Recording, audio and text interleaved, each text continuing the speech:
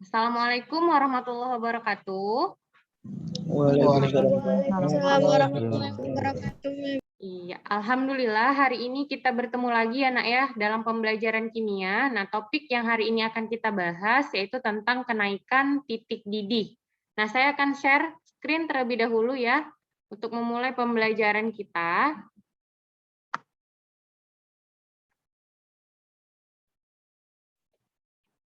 Sudah terlihat, Nak? Sudah, Mem. Ya. Hari ini kita akan bahas kelanjutan tentang sifat koligatif larutan, yaitu kenaikan titik didih. Nah, sebelumnya kita bahas tentang penurunan titik beku. Nah, adapun indikator pembelajaran kita pada hari ini yang pertama adalah menjelaskan konsep kenaikan titik didih larutan. Kemudian yang kedua, menghitung nilai titik didih larutan untuk larutan non-elektrolit dan larutan elektrolit.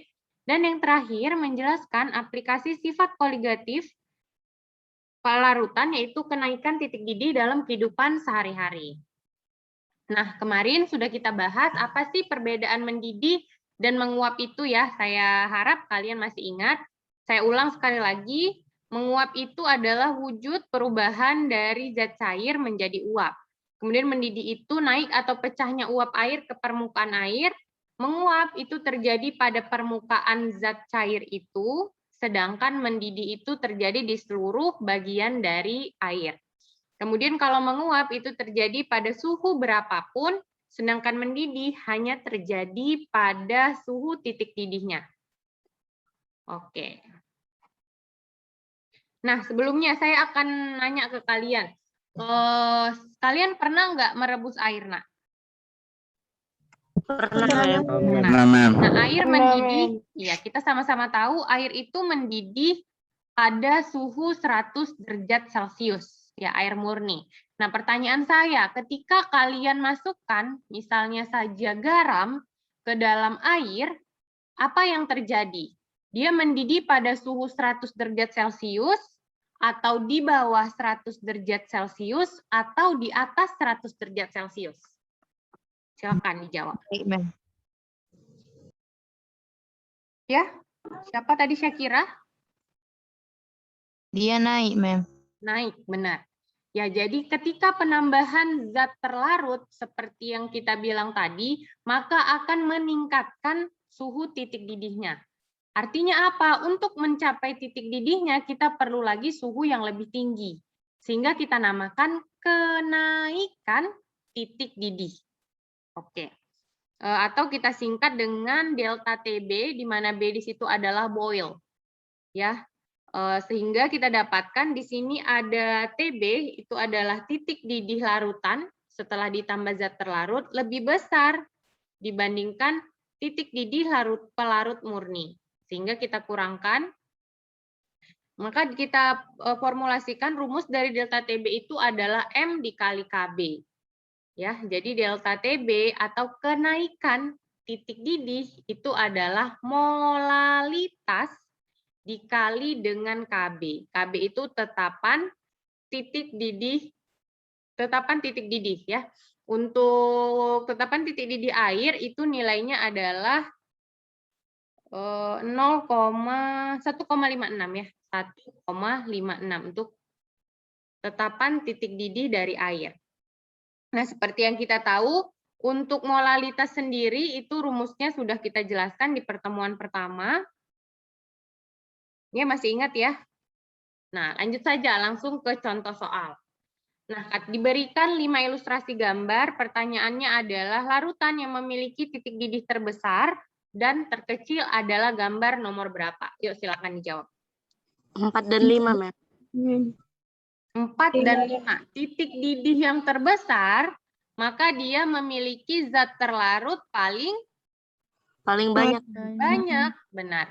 Sedangkan titik didih terkecil, zat terlarutnya paling sedikit. Jawabannya 4 dan 5. Benar. Jawabannya dodol ya. Oke, kita lanjutkan penjelasannya. Kita jelaskan ya.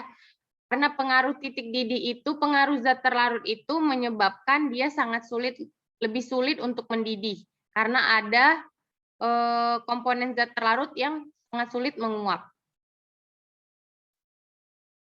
Oke.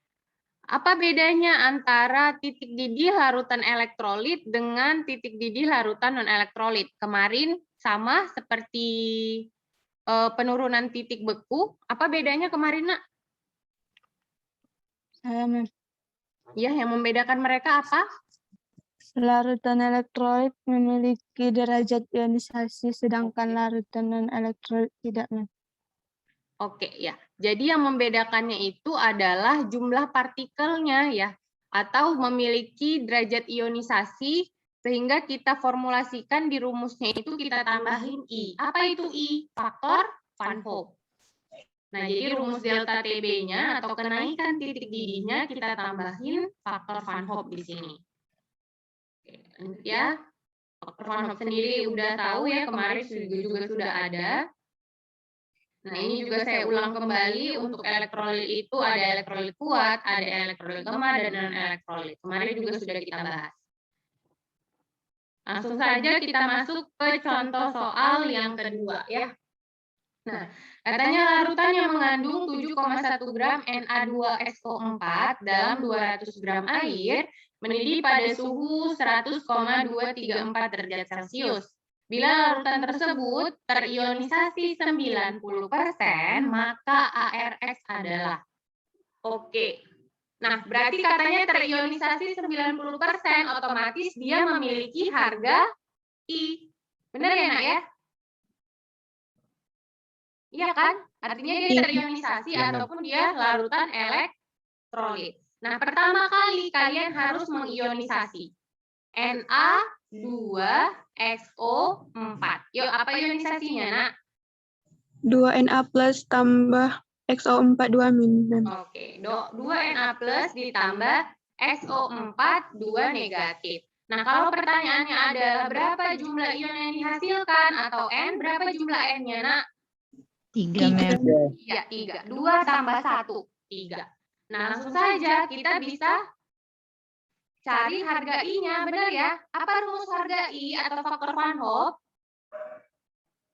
1 tambah N kurang 1 alfa. 1 ditambah N dikurang 1 dikali dengan alfa. Nah, kita bisa cari harga I-nya. 1 ditambah N-nya adalah 3 dikurang 1. Nah, karena di sini alfanya berapa alfanya, Nak, di soal? Alfa di soal yang mana? 90 Mem. persen. Nah, kan katanya bila dalam larutan tersebut terionisasi 90%. Itulah harga alfanya. Namun di sini dia dalam persen, maka kita ubah dulu dia ke desimal. Maka 90 per 100. I sama dengan 1 ditambah 2 dikali 0,9. Berapa nih hasilnya? 2,8 ya? Iya. 1,8, 1,8. 1,8. Maka harga I-nya berapa, Nak? 2,8. Oke. Dari harga I, di sini sudah diketahui. Katanya dia mendidih pada suhu 100,234. Ini siapa, Nak? Itu apa? Mendidih pada suhu 100,234. Itu apa? Titik didih larutan. Oke, berarti kita bisa tahu kan, Nak, delta TB? Delta TB itu adalah selisih antara titik didih larutan dikurang dengan titik didih pelarut murni. Titik didih larutannya 100,234. Titik didih pelarut murni berapa, Nak? 100 derajat. Iya, 100 derajat karena ini adalah air. Maka delta TB-nya 0,234 derajat Celcius. Nah, bisa kan kita masukkan ke rumus delta TB? Apa rumus delta TB untuk larutan elektrolit tadi, Nak? KB kali M kali ini. KB dikali M dikali dengan I. Sorry ya, Nak, ya. KB-nya 0,52. Yang saya sebutkan tadi 0,86 itu adalah KS. Nah, maka kita masukkan 0,234 sama dengan KB-nya 0,52. Yuk kita jabarkan. M itu siapa? Gram.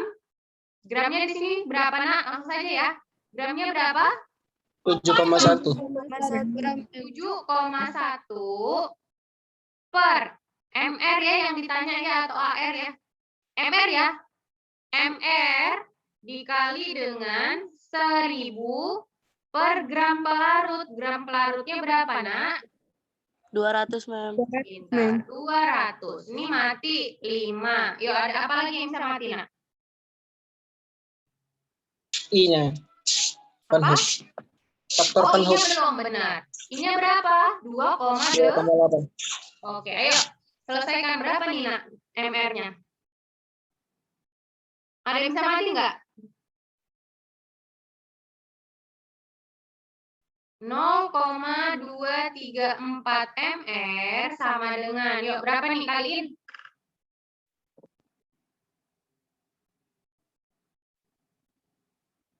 Berapa, Nak? Nggak ada yang pegang kalkulator? 51,688, Mem. Itu yang mananya?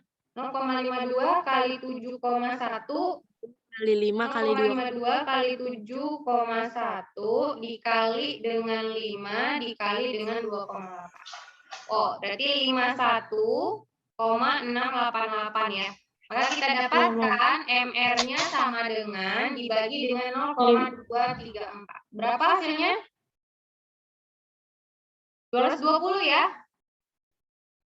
Ya, Mem. 220,1 sebenarnya, 0,89. Oke lah, kita anggap 220. Nah, ini baru MR. Pertanyaannya adalah ARX.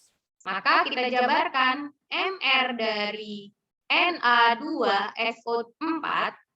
MR itu adalah penjumlahan AR ya. Berarti 2 dikali ARNA ditambah dengan ARX ditambah dengan 4 dikali ARO. Ininya 220, ARNA berapa? 2 kali 2, 3. Langsung aja ya, Nak. 46 ditambah ARX ditambah 4 kali 16. Berapa, Nak? 60, Om. Maka berapa ARX? 120. Berapa, Nak? 110. 110. Berapa? 110 ya? 110, Mem. 110. Ada jawabannya? Ada. Mudah soalnya, Nak. Bisa dipahami? Bisa ya? Bisa kita lanjut ya? Oke, kita lanjut. Kita lanjut untuk contoh soal yang ketiga. Nah, katanya suatu larutan terdiri dari campuran yang mengandung MgCl2 dan urea yang terlarut dalam 500 ml air. Titik didih dari larutan tersebut adalah, oke, di sini ada dua campuran, Nak. Ada MgCl2 yang merupakan larutan elektrolit, ada urea yang merupakan larutan non-elektrolit. Karena tidak ada di sini yang menyatakan derajat ionisasi, maka kita anggap dia elektrolit yang kuat. Atau kita anggap dia dalam 100%. Kalau dalam 100%, apa yang terjadi dengan harga I? Harga I akan sama dengan harga N. Gitu semalam, karena harga I akan sama dengan harga N. Yuk kita ionisasi dulu MgCl2 untuk mencari jumlah ion yang dihasilkan. Yuk ionisasi. Mg2 plus tambah 2Cl. Oke, Mg2 plus ditambah 2Cl min. Berapa ion yang dihasilkan? 3, Mem. Oke, 3. Lanjut ya. Maka langsung saja kita cari delta TB-nya. Nah, delta TB titik ini yang ditanya. Kita cari dulu delta TB-nya. Maka delta TB itu adalah, bisa kita jumlahkan ya, Nak. Maka ada MgCl2, kemudian ditambah dengan urea. Kemudian dikali dengan Kb. Nah, ini M-nya, berarti kita buat dulu M. Gram MgCl2-nya adalah 23,75 per MR-nya adalah 95. Kemudian kita kali dengan harga I. Harga I-nya tadi berapa, Nak? 3. 3, Mem. Nah, ini kita jumlah. Dengan urea, gramnya adalah 30, dibagi dengan MR-nya 60. Ada nggak harga ini untuk urea? Tidak ada ya? Tidak ada. Ya, kita kali dengan KB. Oh, berarti ini ada yang belum lah ya, Nak. Harusnya kita kali dengan siapa dulu? Kan ini harusnya Kali M ya. 1000 per Harus kita kali dengan 1000 per 1000 per 500. iya, 500. Baru kita kali dengan KB-nya adalah 0,52. Ini mati, ini 2. Ini setengah ya. Setengah kan, Nak? Ya, Mem. Ya, Mem. Oke, kita ubah dulu ini 2, maka ini juga mati ya. Benar? Ya, Mem. Oke. Boleh nggak ini jumlah kita matikan dulu? Nggak boleh, Mem. Boleh ya. Ini 2 ya, Nak. Oke, kita ubah dulu nih. Setengah ini berapa? 23,75 kali 3 itu berapa?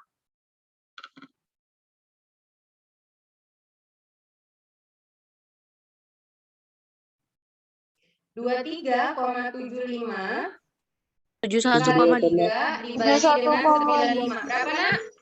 71,25. Bukan 0,75 ya, 0,75 ya. Iya, Mem. 0,75, Mem. 0,75 ditambah 1/2 itu 0,5. Dikali dengan 2. Dikali dengan 0,52. Ini jumlah dulu. 0,75 ditambah 0,5. 1,25 ya. Kita kali dengan 2. 2,5 kita kali lagi dengan 0,52. Hasilnya adalah 1,3. Mem. Iya, 1,3 pas ya, Nak ya? Ya, Mem. 1,3 derajat Celcius. Nih, ini baru delta TB. Maka kita cari dulu TB-nya. TB adalah TB0 atau titik didih pelarut murni ditambah dengan delta TB. 100 ditambah dengan 1,3. Atau jawabannya 101,3 derajat Celcius. Jawabannya adalah dodol. Ini lebih gampang ya dari yang tadi. Nah, ingat ya kalau begini, Nak, kalian harus jumlah dulu antara M dari MgCl2 dengan urea ini. Karena dia ada pencampuran 2 jenis zat terlarut yang berbeda. Untuk soal yang ini bisa dipahami? Bisa, Mem. Oke. Ada pertanyaan? Untuk contoh soal yang saya berikan, bisa dipahami ya, Nak ya? Nah, jadi ada Bisa, Mem. penerapan kenaikan titik didih ini di kehidupan sehari-hari. Ada yang tahu nggak apa penerapannya, Nak? Di kehidupan sehari-hari? Penambahan cairan di radiator mobil, Mem. Oh, Nak, no. Itu adalah penurunan titik beku, ya. Itu penurunan titik beku, Nak. Itu aplikasi dari penurunan titik beku. Nah, kalau untuk penerapan dari kenaikan titik didih itu bisa kita lihat dari pemurnian dari gula. Ini juga sering sih muncul biasanya kalau di UN ya, tapi kan sekarang nggak ada UN lagi ya. Kemudian pernah juga kita terapkan kenaikan titik didih ini untuk memurnikan pemurnian minyak bumi atau penyulingan ya, penyulingan minyak bumi. Nah, kemudian bisa juga kita terapkan di kehidupan sehari-hari kita saat memasak. Biasanya kalian untuk memasak itu nunggu mendidih airnya baru dikasih garam atau sebaliknya? Yang lebih baik. Mendidih dulu terus garam. Mendidih dulu baru kasih garam. Ya, mendidih dulu baru kita kasih garam. Kenapa? Kalau garamnya di awal kita berikan, maka dia lebih lama untuk mendidih. Nah, itu yang paling sering kita temui ya untuk penerapan titik didih ini. Oke, itu sebagian dari penerapan titik didih dalam kehidupan sehari-hari. Sebenarnya untuk penerapannya itu lebih banyak di penurunan titik beku dan tekanan osmotik. Nah, sebelum saya tutup, ada pertanyaan, Nak? Oke, tidak ya? Nah, alhamdulillah hari ini sudah selesai. Semoga bermanfaat. Nah, dan kalian jangan lupa untuk akses kuisnya di psikologi. Dan besok, insya Allah, kita akan bahas tentang penurunan titik beku. Baca bukunya di rumah, baca modulnya yang sudah saya kirimkan di psikologi, dan nanti akan saya kirimkan juga di grup kita. Nah, saya akhiri dengan Assalamualaikum warahmatullahi wabarakatuh. Waalaikumsalam warahmatullahi wabarakatuh. Terima kasih, Ma'am. Thank you, ma'am.